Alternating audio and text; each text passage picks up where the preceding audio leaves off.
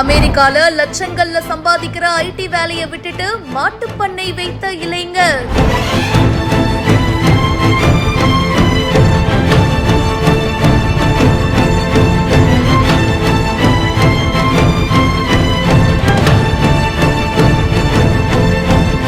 பால் வியாபாரத்துல கொட்டி தீர்க்கும் வருமானம். நிறைய பேர் கேட்டிருக்காங்க இந்த மாதிரி ஓகே நாங்கள் பால் இருக்கு நாங்களும் பண்ணணும். பட் இதை எக்ஸ்பேண்ட் பண்ணும்போது கொஞ்சம் இன்வெஸ்ட்மெண்ட்டும் இன்வால்வ் ஆகிருக்கு. அந்த இன்வெஸ்ட்மெண்ட்டுக்கு தகுந்த மாதிரி அந்த ப்ராஃபிட் வரும். உடனே அதிகமாகவும் இன்வெஸ்ட் பண்ண முடியாது எல்லாருனாலையும். ஸோ அதனால் லோன்ஸ் அவைலபிளாக இருக்குது. ப்ராப்பராக பண்ணோன்னா இது நல்ல ப்ராஃபிட்டபுளான பிஸ்னஸ். சொகுசு வாழ்க்கையை வாழும் மாடு. மேட் யூஸ் பண்ணியிருக்காங்க.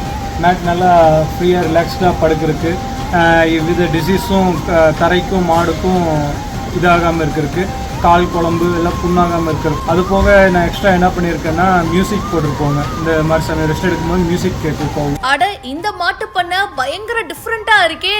கிட்டத்தட்ட 3 வகையான பால் பண்ணுறோம். Cow milk, standardise milk, full cream மில்க்ன்ட்டு. அது போக கர்ட் பண்ணுறோம்.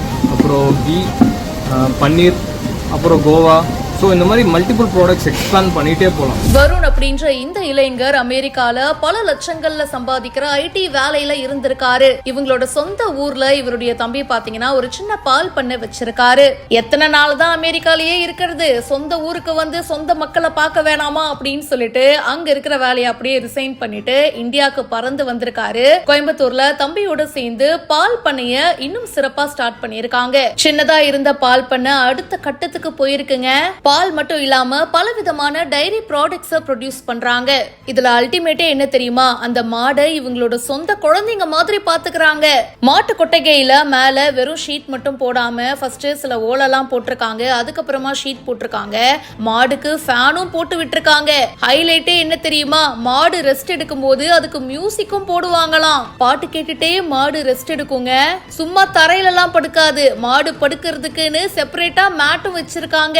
ஒரு ராஜ வாழ்க்கையை தான் அந்த மாடுகள் வாழ்ந்துட்டு இருக்கு. அண்ணனும் தம்பியும் என்ன சொல்றாங்கன்னா, மாடை நம்ம எவ்வளவு நல்லா பாத்துக்கிறோமோ வளர்க்கிறோமோ அந்த அளவுக்கு அந்த மாடும் நமக்கு பலன் கொடுக்கும். மாடை குளிர்ச்சியா வச்சுக்கணும், அதுக்கேத்த தீவனம்லாம் நாங்களே எடுத்துட்டு போட்டுருவோம் அப்படின்னு சொல்லிட்டு இந்த விஷயத்த ஷேர் பண்ணிருக்காரு. இந்த வீடியோ பத்தின உங்களுடைய கருத்துக்களை கமெண்ட் செக்ஷன்ல சொல்லுங்க. மேலும் பல செய்திகளுக்கு இப்பவே பிஹைண்ட் ரூட்ஸை ஃபாலோ பண்ணுங்க.